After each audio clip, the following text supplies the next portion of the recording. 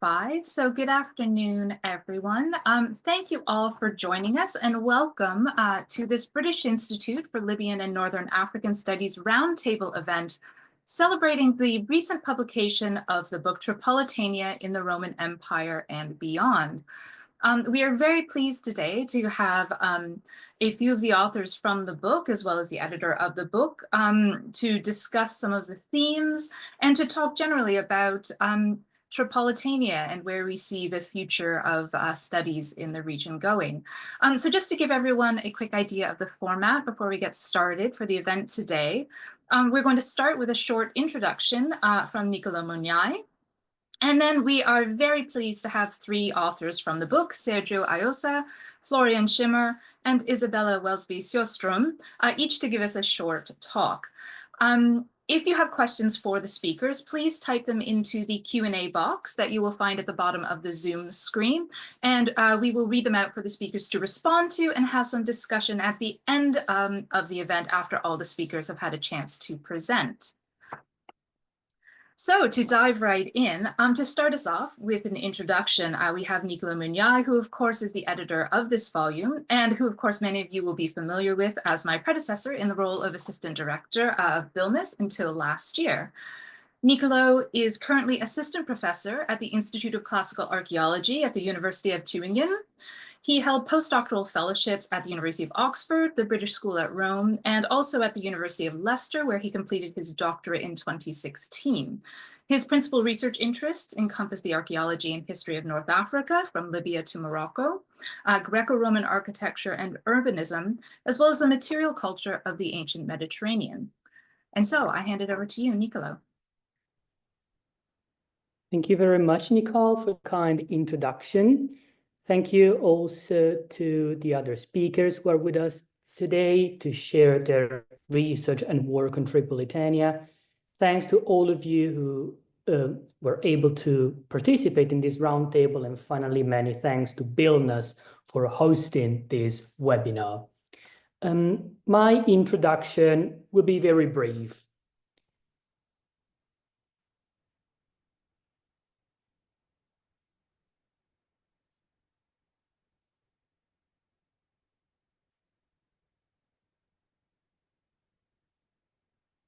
This is mostly meant to just give an idea of the general aims of this new volume on Tripolitania and how this is contextualized within the broader scholarship on North Africa at the moment.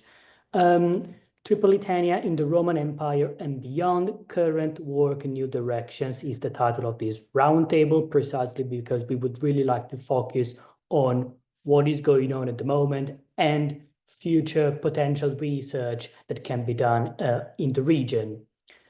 The volume on which this roundtable is based came out at the very end of 2024, and it was generously published by BILNIS with generous funding coming from the Livarium Trust. And I'm pleased to say that the volume is available to purchase as a paperback edition, but also, and maybe even more importantly, it is available to download as an open access publication. And this is really something we wanted to do precisely to make it as available as possible beyond the more traditional readership and make sure that everybody who's interested in the topic can have easy access to it. So again, I would like to thank BILNIS again for making all of this possible. If you've had the chance to have a quick look at the volume already, you will have seen that it is a selection of essays. The organization of the volume starts with a series of papers dealing mostly with the coastal region of Tripolitania, looking specifically at some of the urban features of sites such as Sabratha and Lepkis Magna, and then moving towards the countryside and the pre-desert, looking at the organization of settlement in the area, as well as the important development of the military organization of the pre-desert areas along the Limes Tripolitanus. We then move to other topics, such as the relationship between the more peripheral areas of Tripolitania, as well as later periods, such as the continuity of traditions in Tripolitania and cultural exchanges between Western Libya and Tunisia in the early Islamic period. All of this is concluded by a very generous paper by David Mattingly that brings all of these together and offers very important remarks on the region and the archaeology of this North African territory. Now, the idea beyond the book was to provide an up-to-date account of some of the key features of the archaeology of Tripolitania. Needless to say that it would have been impossible to cover the entire archaeology of the region, so obviously the essay you will find in the book, they are only dealing with selected topics. I think that was something which was unavoidable. Tripolitania has a long history of study, started with essential scholarly works, especially in the Anglophone world, by David Mattingly. And I'm listing here just some of the most important publications which we have to deal with whenever we talk about Tripolitania, such as the collection of studies on town and country in Roman Tripolitania, which came out in 1985, and then the monograph by David Mattingly on Tripolitania that came out in 1995. And more recently, I would include the very important work by Philip Kendrick, who provided this essential reading in the form of an archaeological guidebook to Tripolitania, which was published in 2009. So there is actually plenty of material to use for the study of Tripolitania. And more is coming out, considering that there are so many journals dedicated to archaeological and cultural studies of Tripolitania, starting, for instance, with old publications dating all the way back to the Italian colonial period, such as the journal Africa Italiana, and then other collections such as the Quaderni di Archeologia della Libia, Libia Antiqua, which is published as the official journal of the Department of Antiquities of Libya, as well as Libyan Studies, published by Bilnas in collaboration with Cambridge University Press. In addition to this, we have a lot of archaeological work being carried out in Tripolitania by international teams, British, American, French teams, Italian, of course, German scholars, as well, even more importantly, many Libyan scholars doing research in the country. And here on this slide, you only have a very short selection of some of these works. There is always something new. There is plenty of material that keeps coming out, and we should add to our list of bibliography. Now, one issue which was especially felt within the Anglophone world, especially whenever readings had to be assigned to students as part of university teaching courses, a common problem about North Africa was the overall lack of substantial publications in the English language. There is plenty in Italian, in French, German as well, but not that much in English. But now this scenario is rapidly changing, and this publication on Tripolitania is directly influenced by two recent publications that came out recently. The first one, The Companion to North Africa in Antiquity, edited by Bruce Hitchner, that came out in 2022, and collects a series of essays dealing with the history, archaeology, landscape geography, and so on of North Africa from the first millennium BCE all the way through to the Arabic conquest of North Africa. The other essential reading, which came out only the year after that in 2023, is David Mattingly's Between Sahara and Sea, Africa in the Roman Empire, which focuses mostly on the first 3 centuries of imperial rule in North Africa, but actually it's much broader than that, and provides a focus on the agency of the local populations rather than just looking at the influences coming from outside, from external colonization of North Africa. So having these two crucial readings available was obviously a game changer.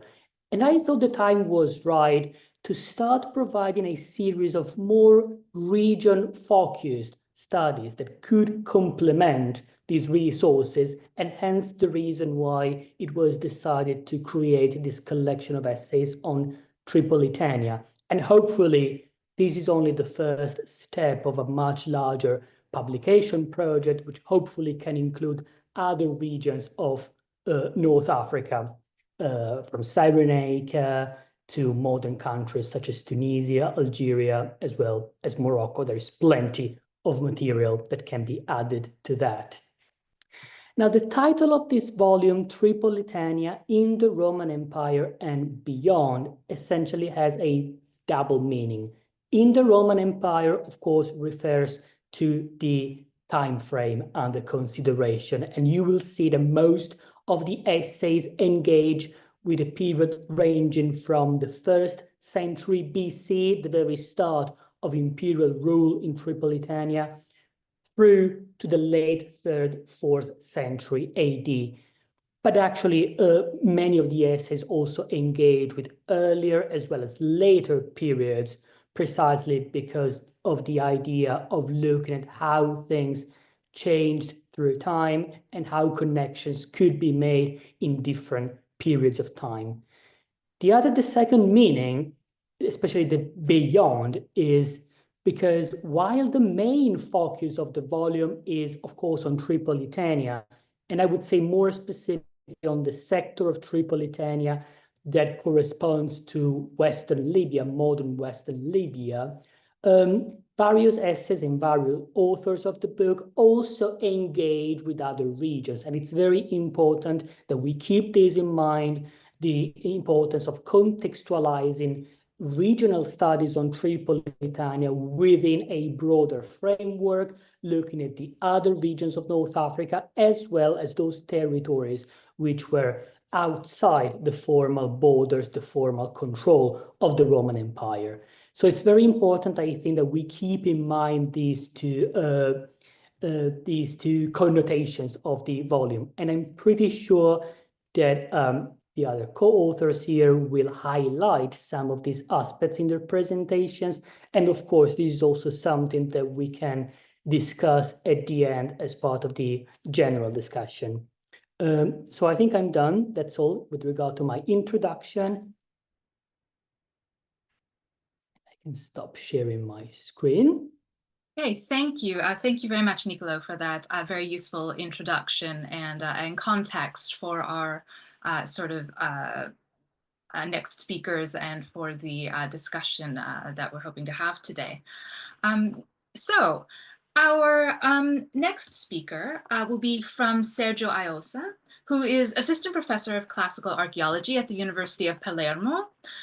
Sergio has been a member of the archaeological mission of the University of Palermo in Libya since 1989, working in the so-called Basilica Olbia at Leptis Magna and at Sabratha in the Temple of Hercules and the Peristyle House southwest of the theater, known sometimes as the House of the Swimming Pool. So has done quite a lot of work in Tripolitania at these sites. And so his paper today will be on 30 years studies from old theories to new perspectives. So please, Sergio.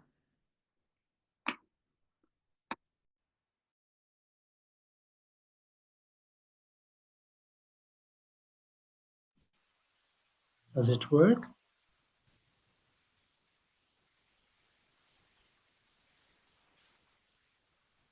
We can see your screen, but you have your Zoom window up. Now? There we go. Yes, there we go. Okay.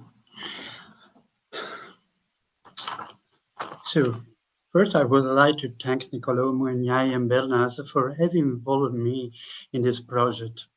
The volume we present today marks an important step forward in our knowledge of the extreme east part of the Africa Proconsularis.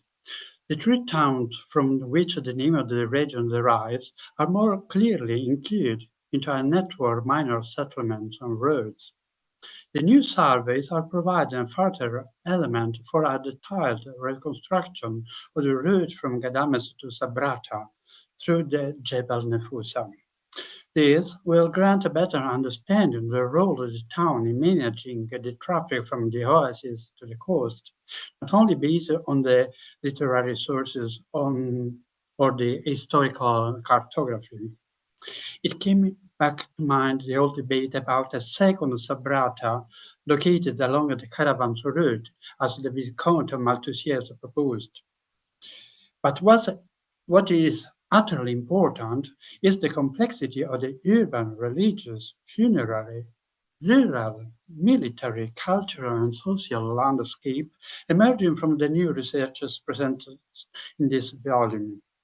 However, this landscape is interpreted in the light of the current vision of the so-called romanization, the vulgar and ugly word, to resume a quotation from Syme, as already done by David Mattingly.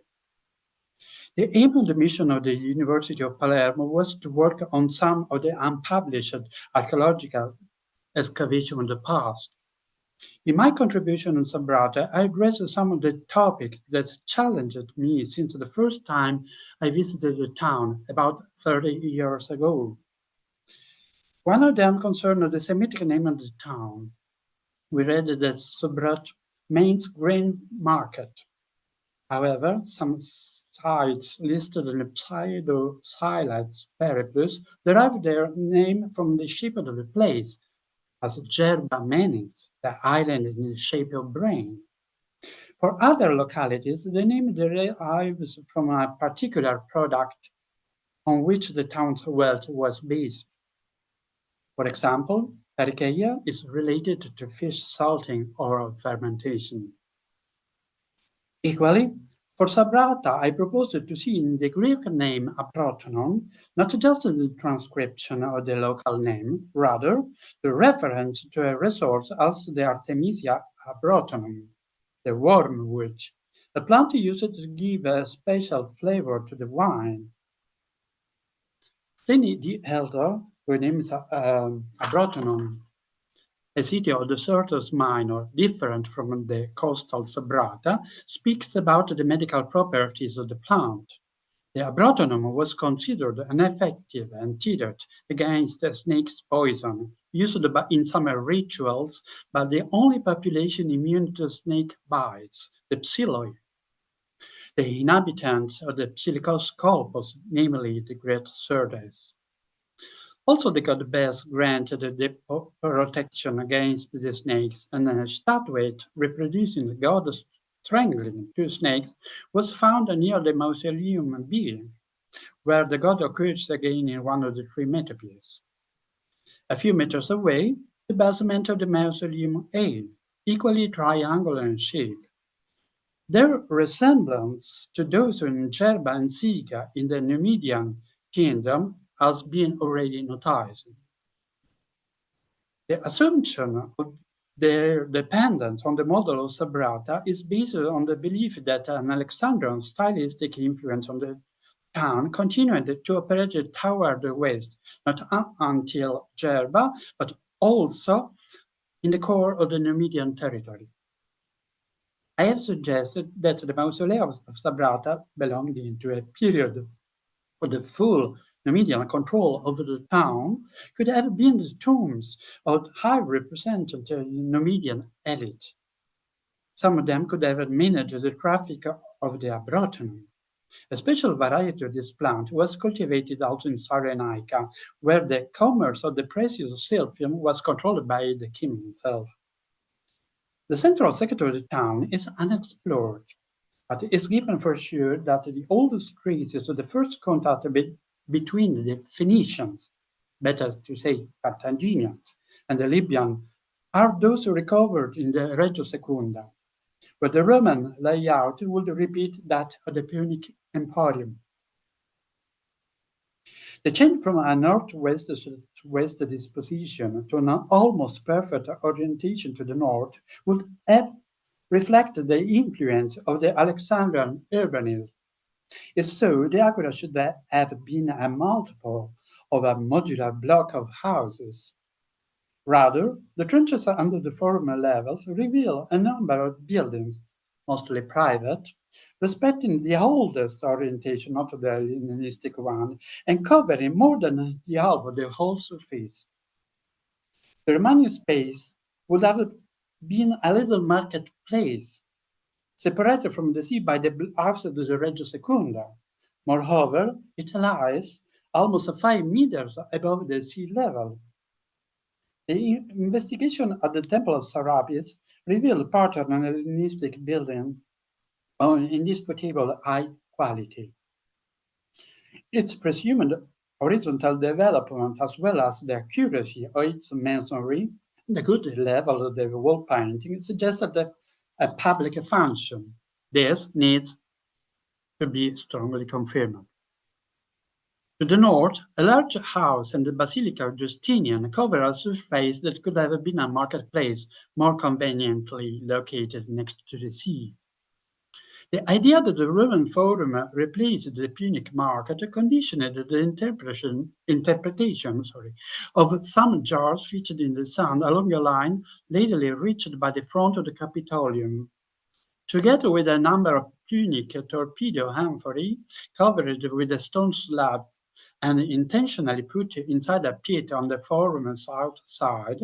They suggested the hypothesis of an open-air religious space, as proposed for a similar amphora full of ashes that was found within the Antonine temple precinct.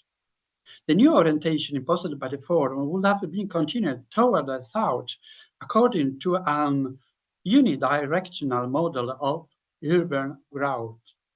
Just in the 2nd century, Sabrato would have started to expand toward the east, filling the empty space between the core of the town and the Temple of Isis.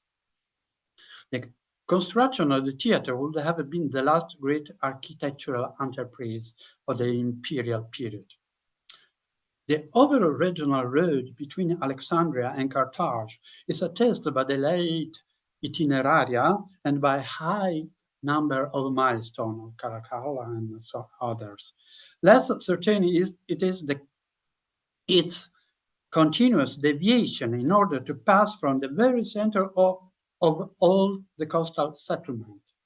A network of secondary roads connecting the town with this main route, as attested for Leptis, seems probable also for Sabrata, where the access to the city from the west is unknown, and the east end of the street reaches the bay protected by the Temple of Isis. This bay is currently sealed, but it could have hosted an harbor or part of it.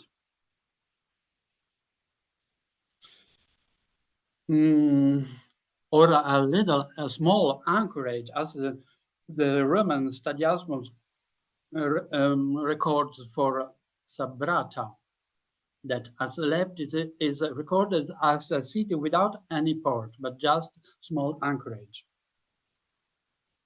The bay called Marsa Sabrata, west to the city, would have hosted the Hellenistic harbor of the city. Just in the Roman town, the port was transferred in the front of the town.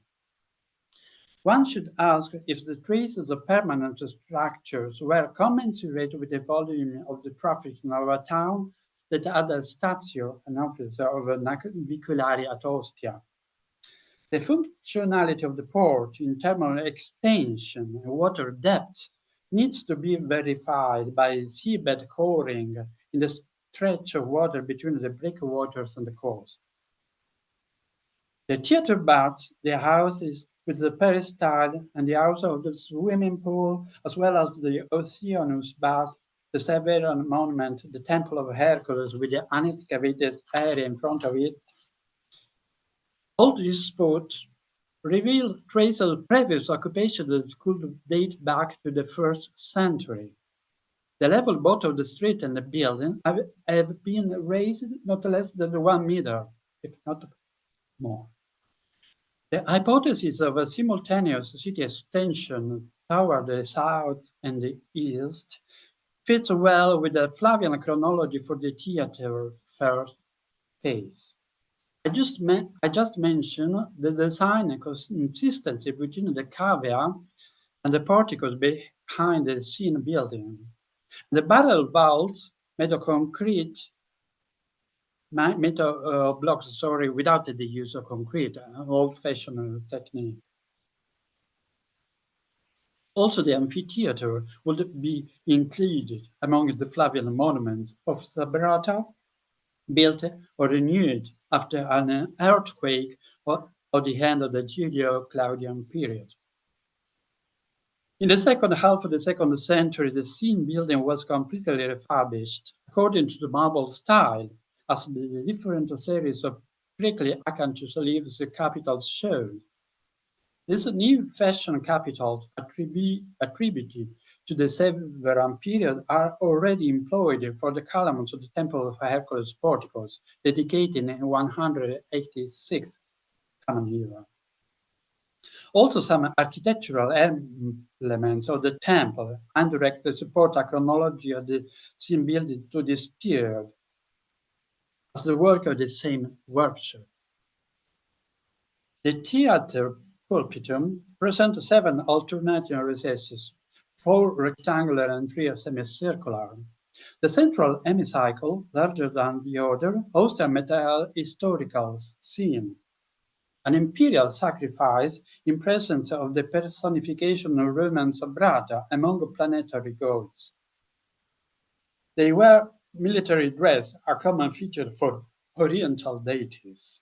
The other reliefs represent the main theatrical genre. I advanced the hypothesis of the attribution to Apuleius of the most part of the iconographic program. In particular, Florida and Metamorphoses were the direct sources of some of these reliefs. The pulpitum first seen, already interpreted of a sort of theatrical academy, derives from the representation of the 7 savants as depicted on 2 well-known mosaics. Also, the sundial, that means the Athens Academy, is reproduced at the side of the reliefs. Here, the savants are just 6. The elimination of one philosopher doesn't depend on one of the several modifications of the sage list due to ethical philosophical reasons, but correspond to a list of 6 savants proposed by Apuleius himself. One can find an echo of this passage in the next relief with the 9 muses, where Apuleius names just 6 philosophers. In Apuleius' masterpiece, Lucius watches a performance at the theatre of Corinth. The drama is the Judgment of Paris. The accurate description of the performance, from the children bearing torches to the 3 goddesses, from the 3 graces to Mercurius and Paris, exactly corresponded to the reliefs of the right circular recess. The 3 graces are curiously placed at the very center of the cube. Instead of myrtle, one of them bears a branch of a plant similar to the verbena pinguis, mentioned by Apuleius, evoking a poem of Virgil. The novel continues with the invective against the corrupt judge paid to hand down a false sentence. At Sabrata, Apuleius defended himself from the accusation for the crime of magic, whose prescribed punishment was the death penalty. So he had more than one reason to thank, given his thanks to the city refurbishing the theater. Also, those scenes considered generic reference to the spectacles corresponded to a passage of the Florida where the North African writer, at least all them, responded to the criticism for using the theater for his philosophical dissertation. In this relief, a lover, caught in the act by an husband, hides under his vest the shoes he has forgotten by the bed. The side reliefs depict the basket used by him as hiding place. This corresponded to a fabula Milesia by Apuleius taken again from the Metamorphoses. As for the Severan Arch of Leptis, the pulpit of the main scene was connected with the visit of the Septimius Severus to his mother country. If so, one could not fail to notice that the emperors portrayed at Sabrata and at Leptis should have had a very different model, respectively the Marcus Aurelius III type and the Severus Sarapis type. The emperor left, there is not a woman and surely not Julia Domna, rather a youth wearing the toga. His featured and high cheekbones are very similar to those of the young Commodus portraits. Rome and Sabrata, and shaking, separate the libation from the bloody part of the sacrifice, normally represented on the one next to the other. It is not difficult to identify a special model in the Capitoline Museum. Marcus Aurelius relieved here in this very center, this slide, that includes the genius of the Senate as at Subrata. If correct, my identification leaves very short time span for the chronology of the relief. Between 175, when Commodus assumed the toga virilis, or 177, the year of his association to Marcus Aurelian reign, and to 180, when he became emperor. As in the Ephesus altar, the relief represented the emperor line of descent. The connection between the Castratum Iuncia of Sabrata and Rome to the moment when Sabrata reached the colonial status in the Antonine period could be confirmed by this new interpretation and chronology. A few years later, in 186, the dedication of the Temple of Hercules marked another step forward in the definition of what I would call the town of Commodus. Look at the uncommon location of the building, in the center of the town here. The facade is projected toward the main decumanus, flanked by blocks showing their edges along the two borders of the street. An exception is the area north to the temple. Here I propose to locate a new forum dominated by the Temple of Hercules. Its extension is comparable with that of the old forum. The religious building is surely related to the imperial cult, as the apotheosis of Marcus Aurelius painted on the west apses of old shores.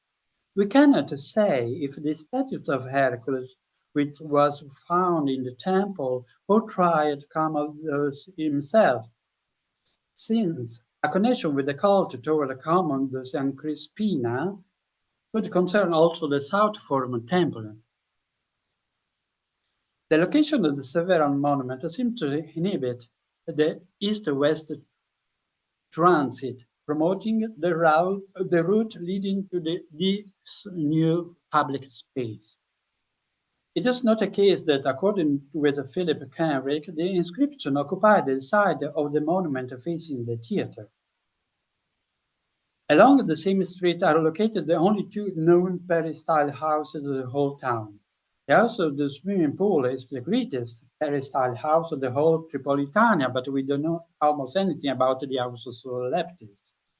Due to its peripheral location and its orientation, this domus was interpreted as a suburban villa of the beginning of the empire, but a Severan chronology is much more probable. To conclude, with the new challenges, it is self-evident that the monuments of Sabrata are at risk. The most exposed are the seaward baths and the Temple of Isis. Or in general, the wind and marine spray combined action on the sandstone blocks is fatal. The old restoration work with cement mixed with salty marine sand produced a fast oxidation of the iron bars fitted into the columns, shaft, and capital, and iron net under the mosaics. Then both architectural elements and mosaics literally explode. The column of Liber Pater Temple, an iconic image of Sabrata, are really badly damaged. The real challenge is how to protect what was already excavated and how to reduce the need of further excavation. The new research have to involve the new technologies and the virtual archaeology. The mission of Palermo accompanied the study of the building with the restoration of both structures and mosaics. We have involved the local workers, and some of them became highly specialized in this kind of works, and good friends are our mission. The problem is to assure the normal manutention after the restoration process comes to end. And we have to work all together to avoid the, the destruction of the whole city. Thank you for your attention.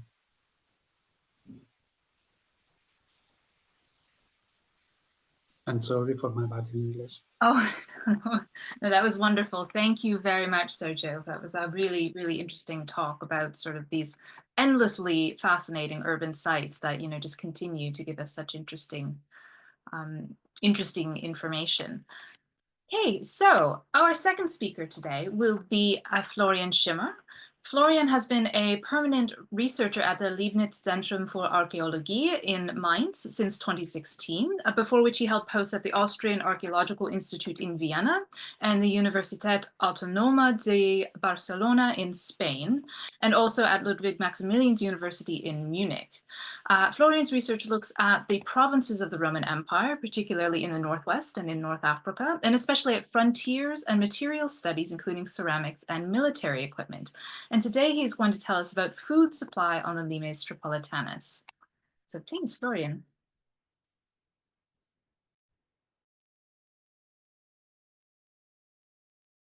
Can you see the presentation? Yes, I can see it. Okay. Excellent. Thank you very much for the invitation. And it's a great pleasure and honor for me to be able to speak here today. Ladies and gentlemen, the subject of my book chapter is the supply of food to the garrisons or the military communities on the Limes Tripolitanus in the 3rd century, including the question of what archaeological and other sources can provide us with relevant information. The results of the latest field research conducted at the Oasis Fort at Gherar el-Khabia in 2010 and 9 and 10 are of particular importance here. And I was fortunate enough to be involved in these activities myself. I would like to begin with a brief introduction to the site. Around 200 CE, Septimius Severus incorporated much of the Tripolitanian predesert into the province of Africa Proconsularis. This shift of the border or the security zone to the south was accompanied by the construction of 3 oasis forts at strategic key positions on important transport routes from the Mediterranean to the Sahara. That's Kidamos, Gadames in the west, which is not shown on this map, Gherar el-Khabia in the center, and Golaya Bujem in the east. While we know little about Gadames, Bujem is considered one of the best-known mid-imperial forts of the Roman Empire, thanks to the excavations by René Rubefa and his team in the 1960s and 70s, including, of course, the spectacular Ostraka finds, and some of you may have attended the lecture by Anna Walas on this fascinating site a few weeks ago. Field research and epigraphic studies were also carried out in Gherar el-Khabia in the 1950s and 60s by Richard Goodchild and Antonino Di Vita. And in the early 1980s, David Mattingly and Derek Welsby conducted a comprehensive investigation of the site and its vicinity, as well as the structural remains of the fort during the UNESCO Libyan Valleys Archaeological Survey. With an interior area of 2.25 hectares, Gherar is the largest fort on the Tripolitanian Limes, and parts of the gates and the curtain wall with its interval towers show a remarkably good state of preservation. In contrast, the interior is largely covered by a modern Berber village.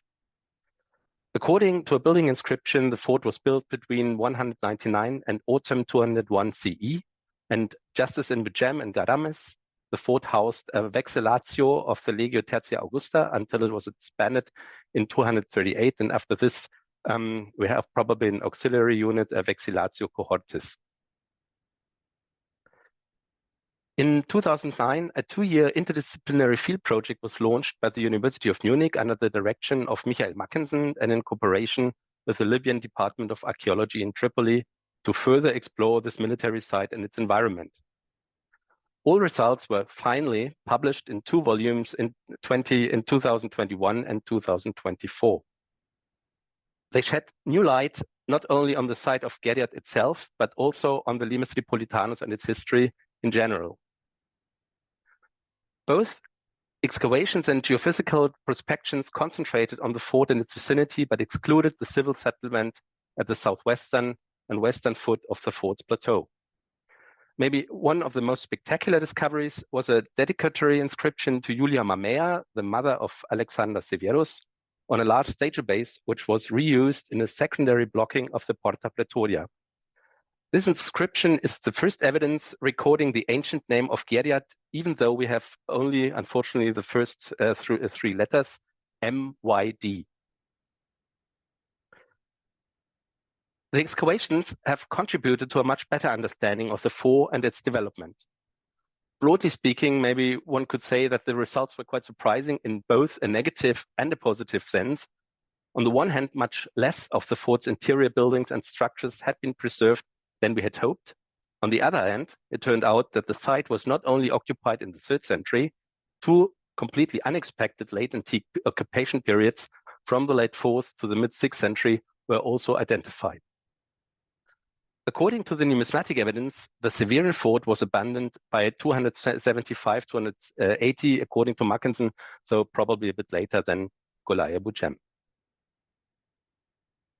Ceramics, coins, and radiocarbon dates have attested a reoccupation of the site from the second half of the late 4th to the mid 5th century. During this period, it is highly probable that a Roman military unit was once again stationed within the 3rd century fortifications. At various points in the fort, there is evidence of repair work as well as rebuilding and new construction. Mackensen assumed the presence of partially mounted limitanii of about 200 to 400 men and interprets the reoccupation of the fort as Rome's military response to the incursions of the Austuriani between 363 to 367 and later.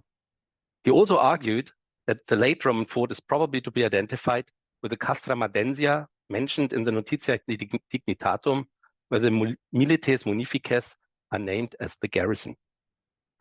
The end of the fort may be dated to around 442 or 455 during the capture of Tripolitania by the Vandals. When the late Roman garrison had left, parts of the fort's interior seem to have been occupied by an autochthonous Libyan settlement. Its existence can be inferred from numismatic evidence and pottery dating to the second half of the 5th and the first half of the 6th centuries. The latter was found in stratified layers immediately to the south of the former Porta Pretoria. We will now move on to the core topic of my paper. It is well known that supplying a permanent garrison requires comprehensive organization and logistics, and this is all the more true in the case of a fort on the edge of the Sahara, like Geriat el-Khabia. David Mattingly has recently summarized this very well in his volume Between Sahara and Sea. I've tried to collect some evidence that can tell us more about the military diet and food supply of the military communities on the Limes Tripolitanus. And the following sources are of interest here. First, of course, archaeological evidence, and in particular, amphorae as containers for the large-scale transport of foodstuffs. Second, the epigraphic evidence, of course, the famous ostraca from Bugem, but also inscriptions like the famous customs tariffs from Sarai, for example, on which certain foods are mentioned. And last but not least, macrobotanical and faunal remains. And as we will see, we now have quite a lot of new evidence from Geriat, which could be compared to the investigations in the Libyan valleys. In my chapter, I focused mainly on the period of the 3rd century forward. However, late antiquity is also included here because the various sources do not all refer to the mid-imperial period. A part comes from late antique contexts, which of course poses a methodological problem. More than 1,000 amphora fragments were recorded in the fort and its surroundings. They were recovered from both the surface survey and from the excavations, and including a number of stray finds as well. A considerable number of amphorae are also known from Bugem, but unfortunately reliable statistical data are lacking there. Further examples have been found at various sites in the Libyan valleys, especially during the ULVS, and the numerous finds of Roman amphora at Fezzan should also be mentioned here in this context. Regarding the amphora series from Geriat, in my opinion, 2 aspects are worth emphasizing. First is the fact that the bulk of the material clearly dates to the mid-Roman period. That means it relates to the 3rd century fort. And second, the largest proportion by far are, unsurprisingly, Tripolitanian amphorae, mainly for olive oil, and to a lesser extent, probably also for wine or fish products. I will not go into typological details on this at this point. We also see a variety of so-called continental imports, as Bonifay described it recently, namely oil, wine, and possibly fish products from Tunisia. And on the other hand, wine and other products were imported from the Western and Eastern Mediterranean in moderate or smaller quantities. In late antiquity, in periods 2 and 3, the situation is more difficult to assess. On the one hand, there's no doubt that Tripolitanian amphora continued to dominate the assemblage. On the other hand, we see sporadic imports, probably mainly for wine, from Tunisia and the Eastern Mediterranean. As far as macrobotanical remains are concerned, the analysis carried out by Jacob Morales yielded a wealth of new information. I'm just presenting his results here. Jacob could identify a large variety of cereals, fruits, and local wild plants. While barley is particularly well represented, and this of course reminds also of the ostraca from Bugem. It has to be stressed that Jacob could only draw on samples from stratified contexts of the late antique periods 2 and 3. For his analysis, that's definitely not his fault, but simply due to the fact that we have a lack of 3rd century contexts in Geriat, which was really a problem. And in my opinion, however, it makes sense to apply at least parts of the results developed for the late antique periods to the 3rd century as well. One of the most interesting results is that wheat and barley are well represented in period 2, in the period of the Castra Madensia, while they're largely missing in the context of the autochthonous Libyan settlement. Jacob therefore assumed that these cereals were imported to supply the garrison in the Castra Madensia, whereas this supply system ended after the withdrawal of the Roman military in the middle of the 5th century.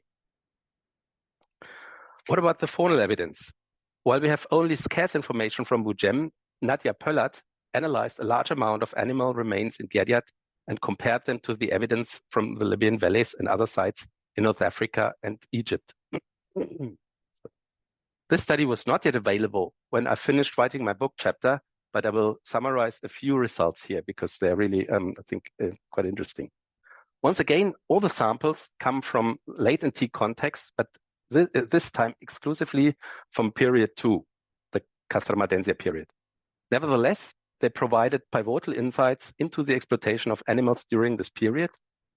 According to the number of identified specimens, the garrison met the majority of the meat demand from locally raised goats and sheep, followed in descending order of quantity by game, dromedary, cattle, and pig.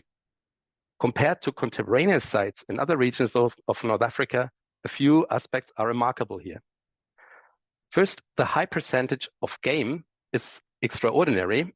Small gazelles, for example, also played an important role in the pre-desert farm of Wadi al-Amud, but the diversity of wild animals in Geriat is much greater and also includes larger wild bovid species.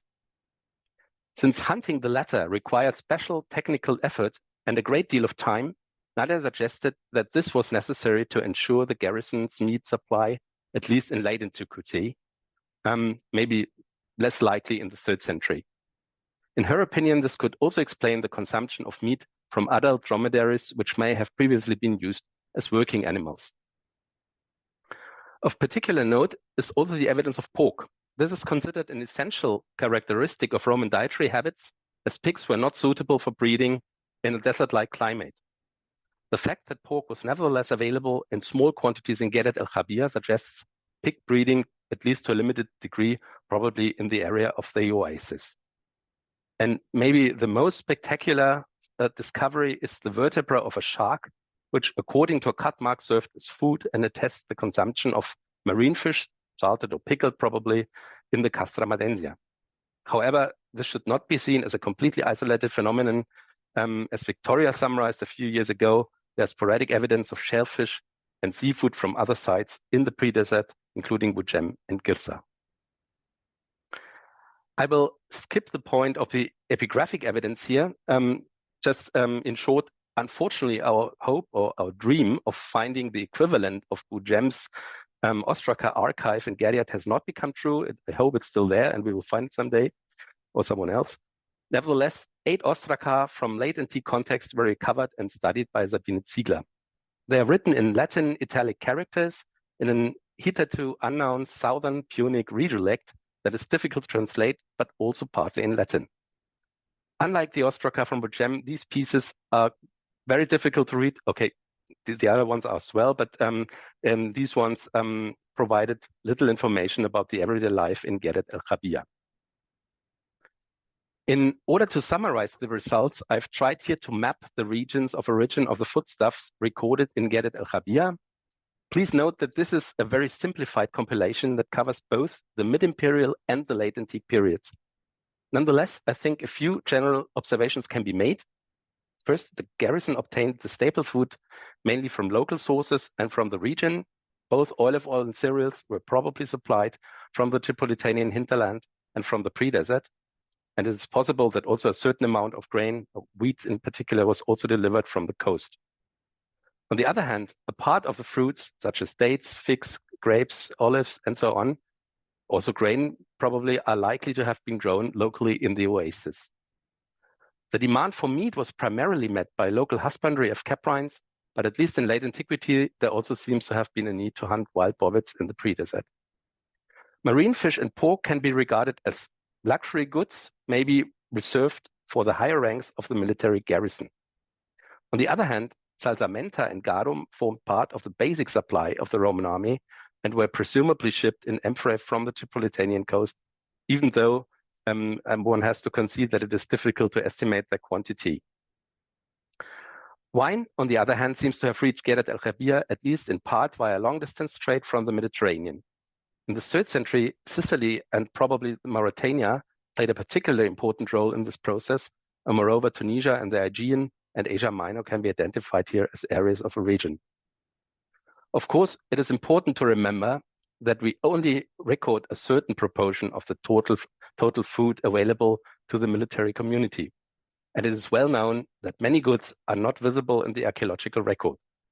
Liquid foodstuffs were probably also transported in skins and even barrels. For instance, that's well known and has been discussed by Michel Bonifay, Victoria, and others.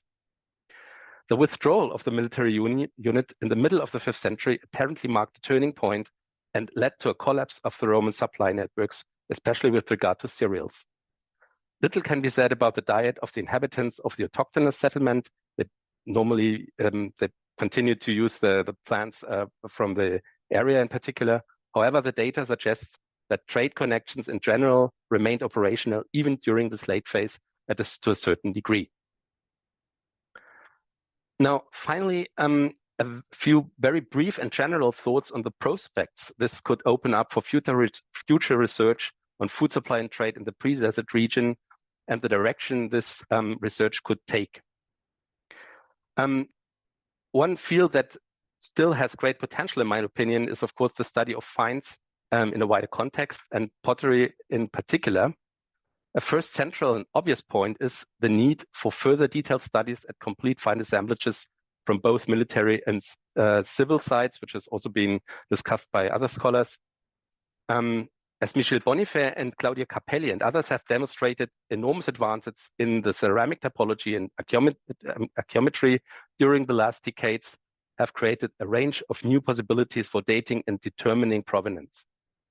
Of particular interest are, of course, also new finds made during ongoing excavations or surveys, if possible, at the moment, and particular on sites about which we have little or no information yet.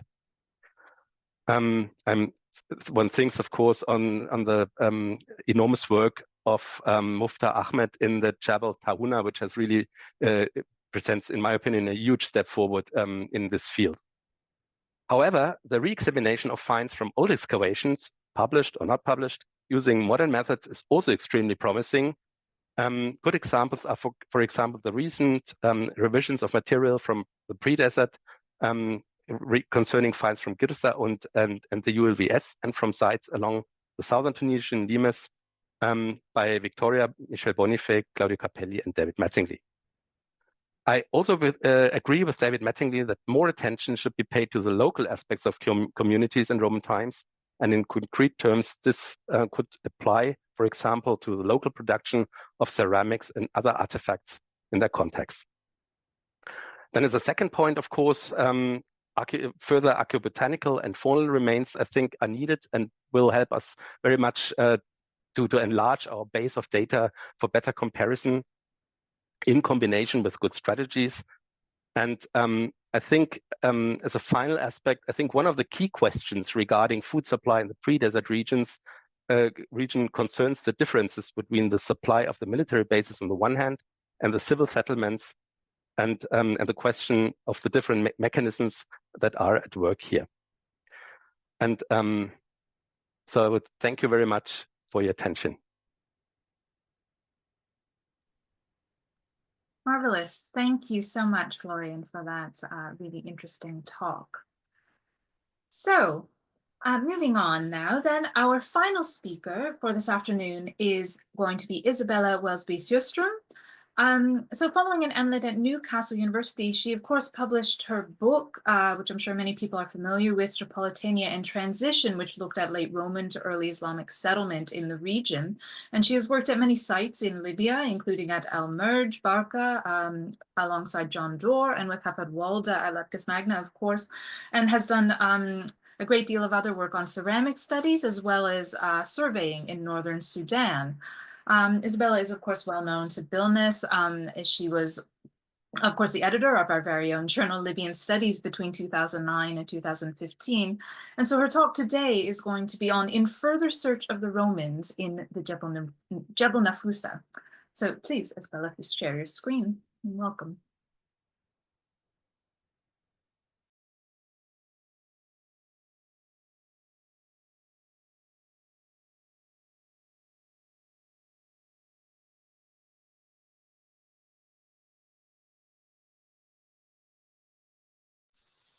I think, sorry, Isabella, you are muted still. Ah, right. Can you hear me? Yes, we can hear you now. Thank you. Yeah, I don't see myself. Is that a problem? I'm not quite sure where I go to. No, that's fine. We can see your screen. Yeah, I think that's fine. Okay, that's fine. Great. Okay, so the aim of my chapter in the book was to look at previously published evidence for Roman period settlement in the Jebel Nafusa, and to plot these settlements on maps created with Google Earth imagery as the background. Because to begin to understand what went on in the Jebel in the Roman period, the first question surely is, where are the sites? With new technology, it is now possible to precisely plot the location of sites that were previously only located in the most general way on very general maps, which not showing the geographical features.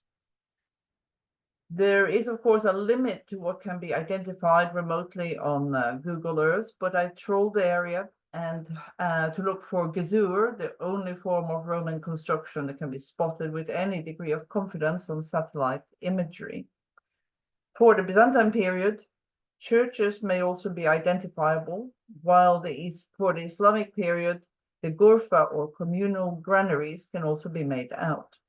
But the principal aim of this chapter in particular was to locate as many Roman sites as possible. So I used both published sources and some new sort of research on Google, and as well as looking at spolia. Now, the overall area is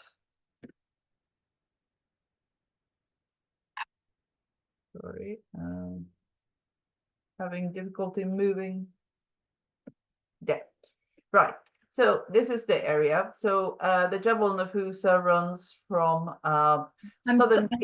Sorry, Isabel, I'm so sorry. We are still only seeing your first slide. We're not seeing. Mine has moved on. I think we're still seeing the PowerPoint, the whole screen. Right. You're seeing the first slide that has the title slide. Yes, and with the sort of we're in your PowerPoint window, so we can see the slides on the side and the controls and everything. Oh, I got rid of. Hang on. But I got rid of that on my screen. I think that you might have just chosen the wrong screen to share. So you can either exit out of the slideshow and just go. Okay, so I stop share and go back to the original, shall I? Okay, stop share. Now, hang on. Right, there seem to be two of them, right? Okay. Screen share.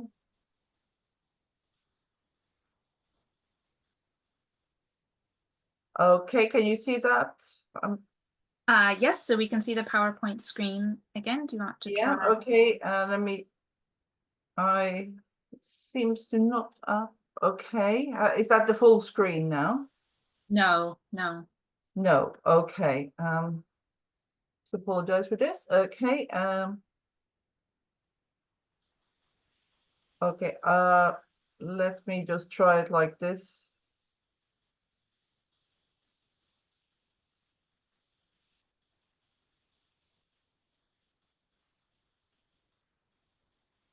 Okay, so it's back. Now I'll move a slide on.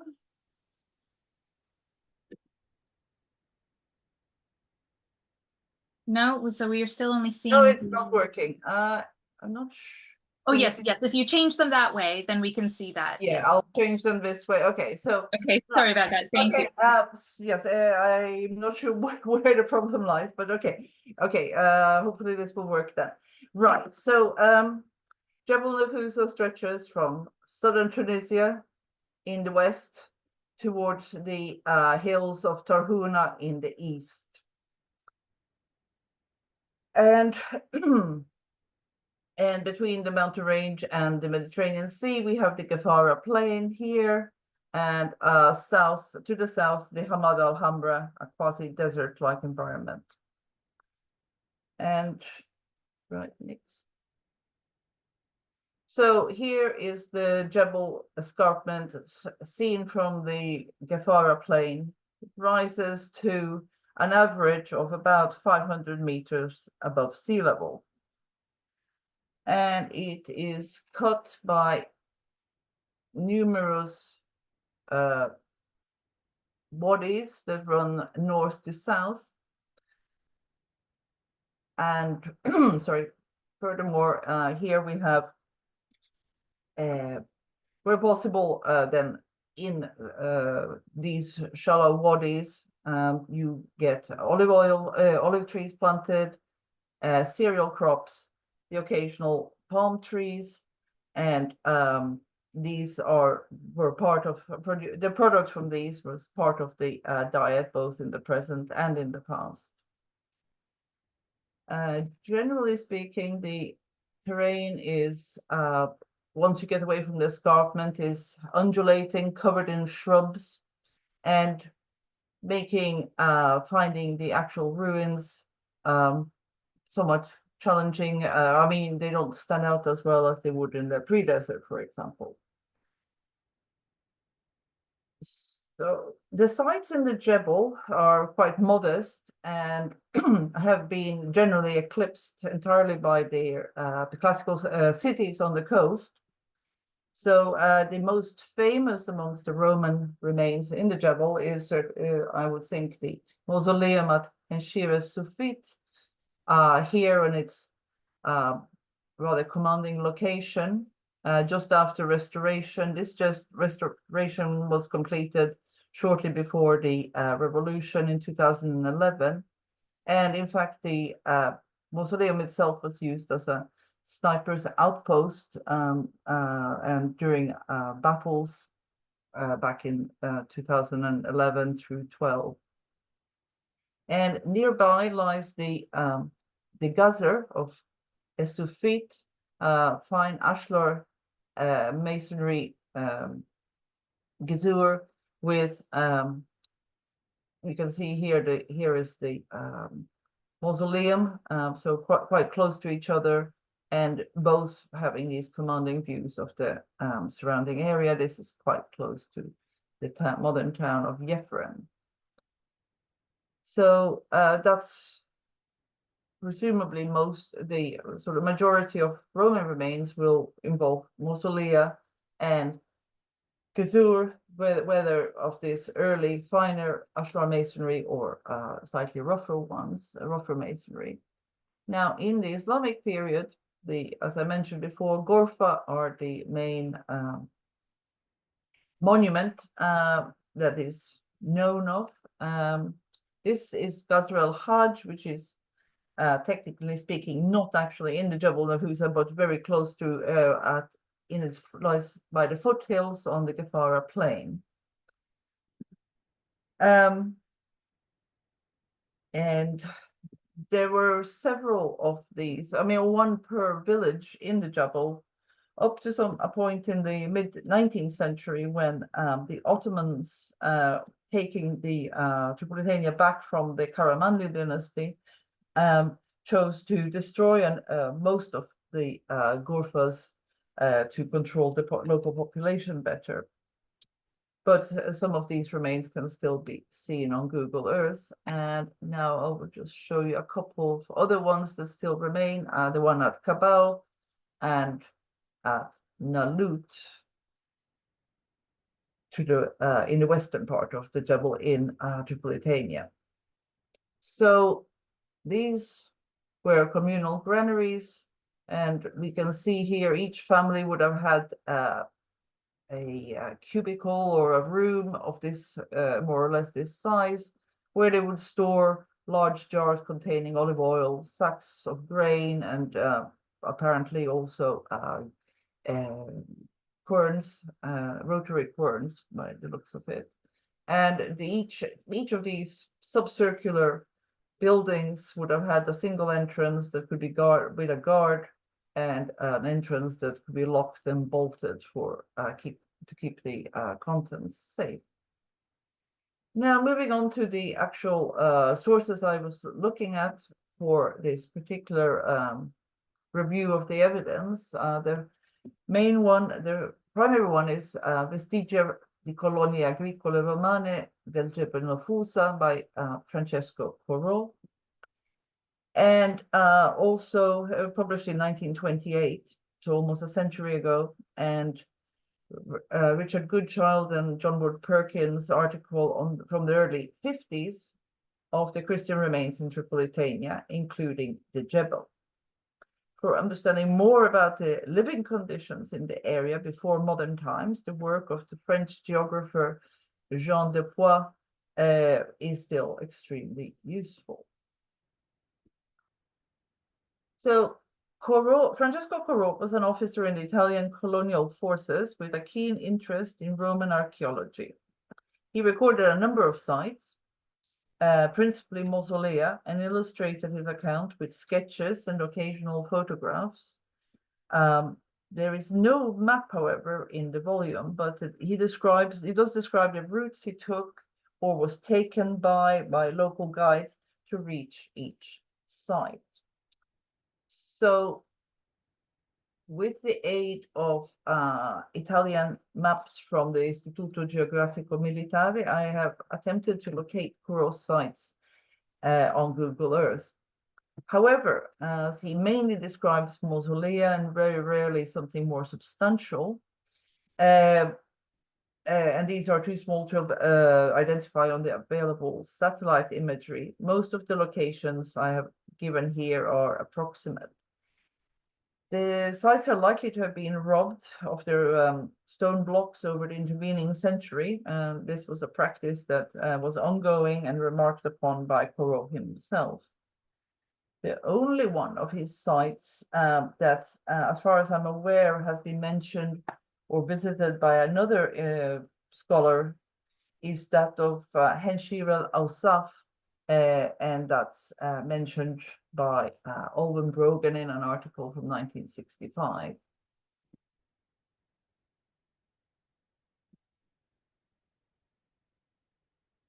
Now, so these are maps from the Ward Perkins and Richard Goodchild article on the Christian remains, so late Roman, shall we say, Eastern Rome, well, still with a connection to classical antiquity. One of their sites, the church at Bir al-Kur, was originally described in a letter lodged in the archives of the Department of Antiquities in Tripoli. But Goodchild was unable to find the site. But with the help of Google Earth and being able to effortlessly move across the topography, I believe I've actually located it. The dimensions are roughly those of that the letter that Goodchild saw describes. And you can just about make out the arcades of the central nave here, and the shadow suggests that a couple of the arches in the arcade still survive. It appears to have a western apse, which is not unheard of in Tripolitania, but this is really from this. It clearly needs to be visited on the ground to make certain. But otherwise, it fits very well with the kind of location it should have had. And it's interesting that it has not been encroached upon. I mean, there are fields all around it here and buildings, but this has remained. No one's tried to bulldoze it and cultivate the area. Okay. So in the course of looking for previously known sites on Google Earth, I also found some new sites. Before I go on to that, though, however, this is a plot of Roman and Byzantine remains as far as I've gotten from publications, not just from Ward Perkins, but also work by Olwen Brogan, David Oates, and inscriptions of Roman Tripolitania, for example. Right, yes, so while I was looking for these sites that are known, I also came across what appear to, or may well have been, Roman period gazur in the area, and these I've plotted here. So quite a concentration between Jadu and Kabul. And here is a detail of one of them. You see a ditch and a central building and a sort of tower-like room, perhaps part of the building surviving or something. And overall, within the ditch, it measures 22 by 20 meters. Whether it's actually of Roman date, it of course needs to be established on the ground.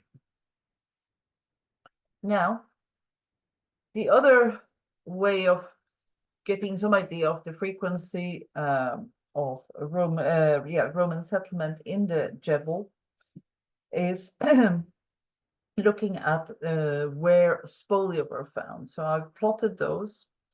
And for example, just to illustrate the spolia, here we have on the left a decorated entrance to the house of Ahmed bin Abdurrahman in Tarhuna. So to be, as you can see, not actually in the Jebel, but quite close. And on the right, the house of the Kaimakam, or district governor of Nalut. And here we have some form of capitals that are would have been brought in, and possibly the columns as well from Roman buildings.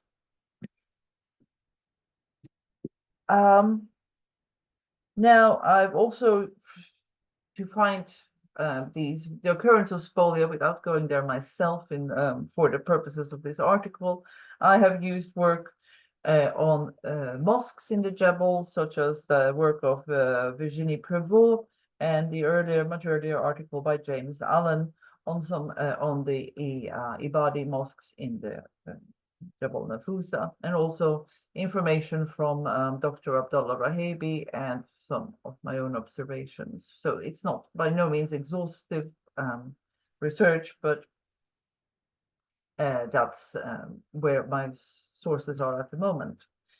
Now, these obviously decorative blocks and capitals could admittedly have been transported some distance to be used. It's not, even the capitals would be no real problem for a camel, for example, to move along. But in many of the mosques of the Jebel, some in ruinous conditions, some still used, some newly restored, though I don't have a picture of one of the most recently restored ones here, you can see that there are they're using much more, much heavier elements, such as columns, bases, but again, capitals, and also in some instances, just plain ashlar blocks from buildings. These have probably, one could speculate, or for the sake of argument, not been moved that far. And you see there is quite a nice collection of different things, a spiral column with made of marble, fluted columns, a semi-fluted one, and a base reused as a capital, and another base used as a base, but with decoration around the base, if you can look very carefully. So these are another marker, I would argue, of there having been Roman buildings in the area, not well, within a kilometer, say, or something like that, of where these are now employed. And finally, another type of spolia, the arboris from olive oil presses, reused as pillars, supportive pillars, or as columns in mosques. So really, this is looking at what happens in the Roman period in the Jebel is very, very much in its infancy. The conclusion here is simple and obvious. This armchair research only takes us part of the way towards a better understanding of the development and extent of Roman period settlement, whether by actual Romans or by the locals in the Roman period. What is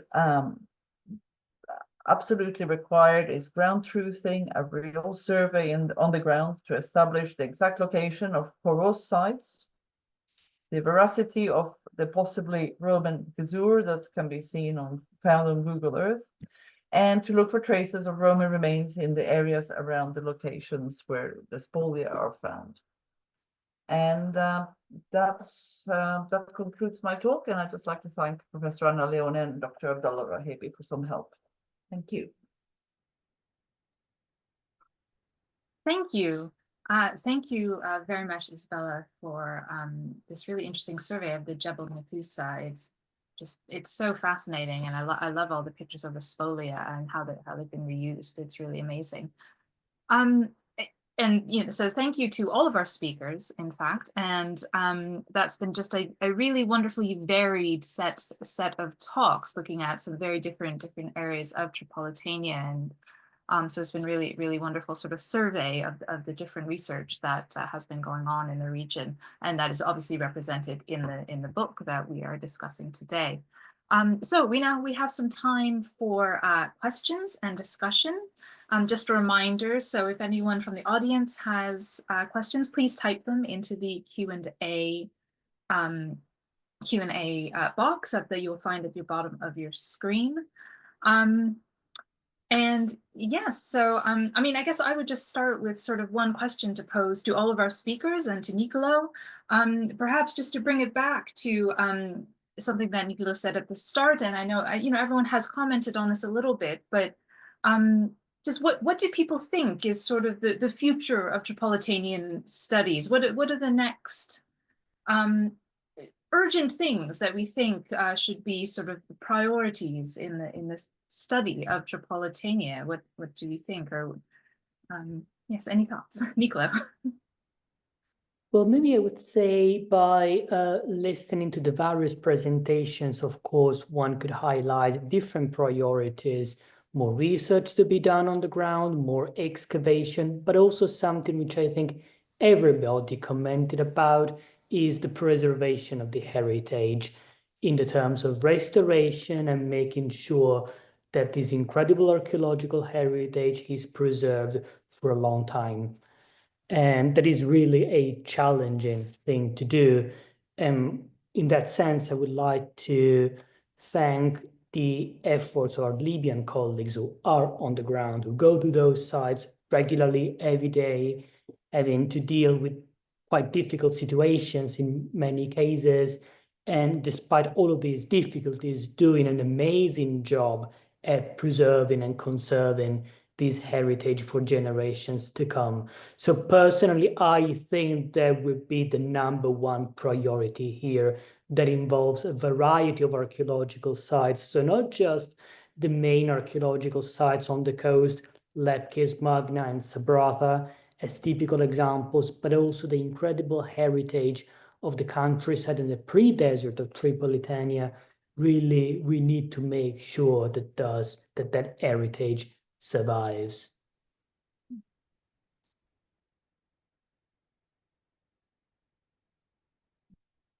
Oh, Sergio, I think you're muted. You want to comment? Yes.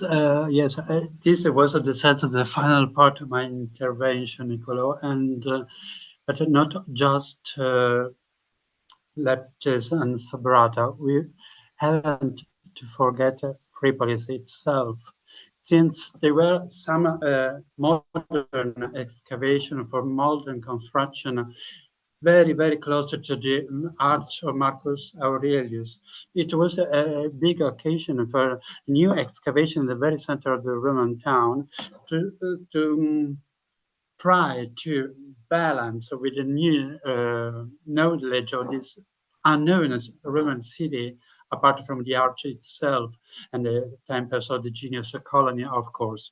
Also, minor settlement, not just in the inland, but also along the coast. Because in this volume, there are very, very up-to-date mapping of the internal part of the Jebel Nefusa, as well as the zone between Gadames and Gigitis and the Syrtis Minor.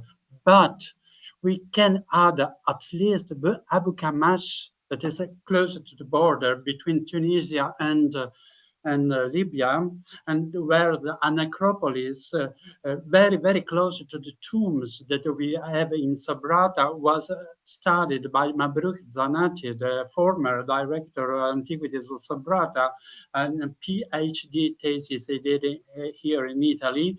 And also 2 tombs of the chamber tombs of the Punic kind that were found near Melita in the 60s of the last century. So we can populate this map, also adding some site along the coast, because I'm persuaded, but this is just my opinion, that we have the habit to compare Leptis with Sabrata. What existing at Leptis should have existed also in Sabrata, but I'm persuaded that the Sabrata is much more similar to Gigitis rather than to Leptis. But this is my personal point of view. I don't know if you agree or not. So I do agree. Yes, we have to map all the site, because Melita is in the middle of the petrol zone, so it's very difficult to say with the antiquities in that zone of the Libya. But also what the government of Sabrata do very, very close to the excavation area, because there is a very, very short and little buffer zone around Cyrene, around Sabrata. Leptis is lucky from this point of view. This is my opinion. Thank you. Thank you. Yeah, absolutely, Sergio. I have a couple comments from the audience here. So if I might read these comments. So first, we do have a comment from David Mattingly. And see, he says, first of all, congratulations to all the presenters today. It's a fascinating new ideas and insights. He says to the audience, if you have not looked in detail at the book, I can strongly recommend it, with the hope that this roundtable has been a great taster. To add my thoughts to future work, I would observe that the pace of development and damage to sites has accelerated markedly in the last decades since I first visited, and we need more field work, and the Libyan DOA and the Tunisian INP are central to delivering that. And I think we can all agree with these sentiments from David. Thank you very much, David, for your comment. Thank you very much, David. Much appreciated. We have another comment as well from Philip Kenrick. I'll read this one as well now. He says also, so great to see and hear these various surveys. They really emphasize the need for further field work. He says, I find Sergio's reinterpretation of the Sabrata theatre reliefs very attractive and more convincing than the Caputo Ward Perkins arguments about style. At the same time, it is obviously desirable to explore the area to the north of the Temple of Hercules. And he adds that Jebel Nafusa is clearly crying out for more fieldwork. Absolutely. There's very much for the next generations to do. So thank you very much, Philip, for those comments. Can I answer to Philip Yes, Carey? So thank you. First of all, thank you for your appreciation. But the exploration of this area north to the temple is in program from our mission, is in the contract with the Department of Antiquities of Sabrata. Yeah, I already did a little some excavation, a very, very little trench, because I had no time to do a bigger one and no money also, because it's another problem.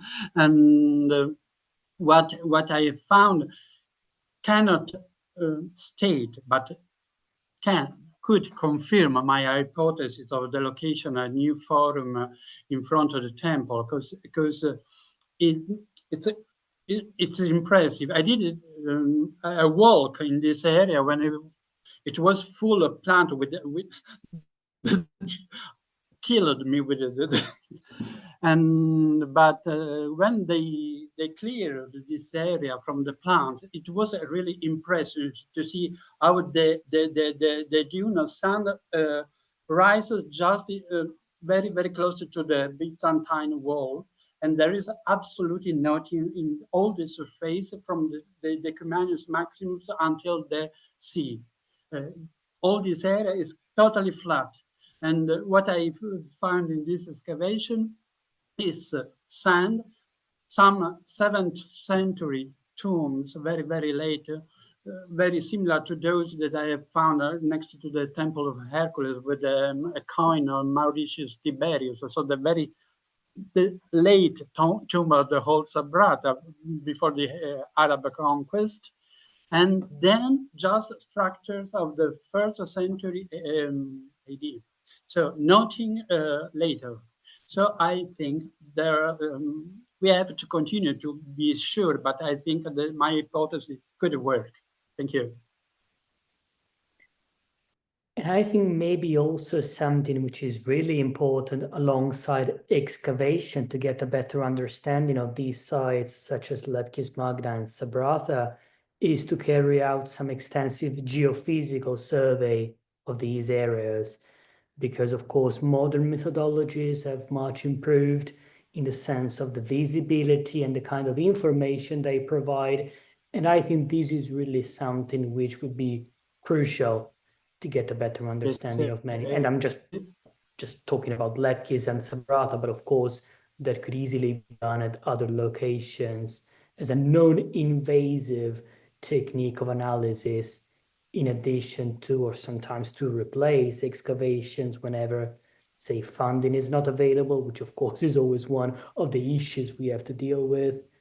So I could see that as a potential development there. Yes, I would like to conduct some remote sensing survey of this area before to program just some little control without excavate. Because really, I visited Sabrata now in November, the last year, and it is impressive how much it's changed from the last time I visited the city in 2010. In 14 years, the situation is very, very worse. Really, it is impressive. The columns that are in the cover of the volume of the finds of Sabrata, no, it is so with this blue sky behind the columns are really almost near to collapse, and this is impossible for who loves this. I have to say that Mabrouk Zanati called me the son of Sabrata, and for me is the best honor I ever had working there for 30 years. Thank you. We have another question from the audience, from Alan Rushworth, who has a quick question for Isabella. He asks, why do you think so little previous research has been done in the Jebel Nafousa? Is it partly to do with its proximity to the border with Tunisia?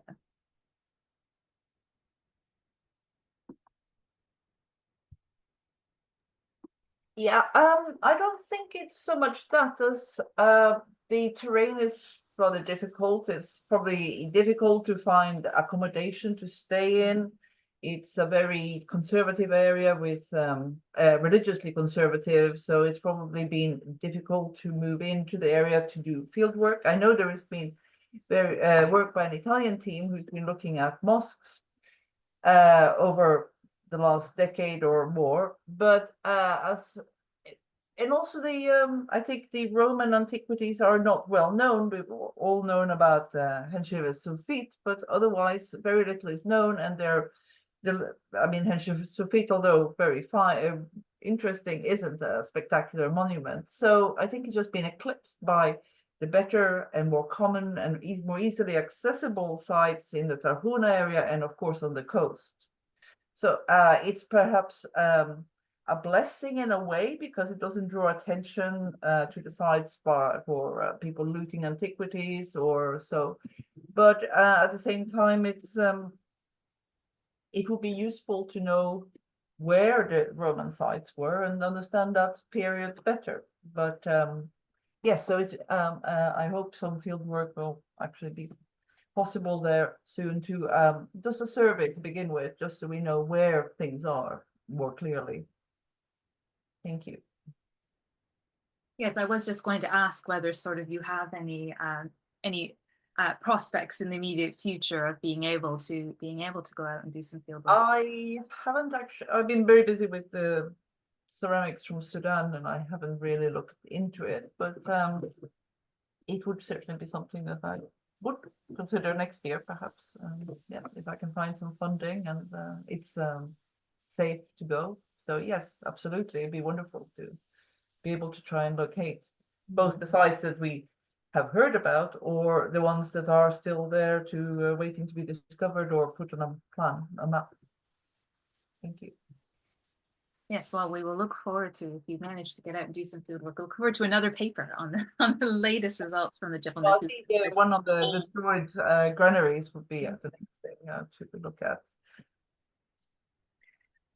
And I think also the proximity to the border with Tunisia actually could be a very positive thing to get a better sense of both parts of Tripolitania, because surely we can't forget that Tripolitania encompassed portions of both southern Tunisia and Libya. And sometimes it's difficult to get a full understanding of the development of the region by looking at both areas, since scholarship has tended to focus on one area rather than the other. And that is something which, well, we keep doing, to be honest. We tend to look at one area and not the other. So I think something which can be done in the future is a much closer look at both areas. And there is, for instance, now some recent research by a number of scholars, as well as some German scholars, Stefan Ritter and Dennis Beck. We're adopting a micro-regional approach, looking at both parts of Tripolitania, and I think this really is the future for the archaeology of Tripolitania. Yep. Okay, well, I'm conscious of the time and keeping our speakers too late. So I think if there are no further burning questions, then I think we will wrap things up there. Now, before everyone goes, I do have a couple very short announcements. Just a reminder, of course, Nicolo mentioned, of course, at the beginning, but hard copies of Tripolitania in the Roman Empire and beyond can be purchased or downloaded open access on our website, billness.org. So please do go check out the book full of wonderful essays about this just endlessly fascinating region of Tripolitania. We also have two important dates for your diaries. The Billness AGM will be held on Monday, the 2nd of June at 5 p.m. online, so please make sure that you register for this. And then on June 12th, we are going to have an in-person event at the British Academy.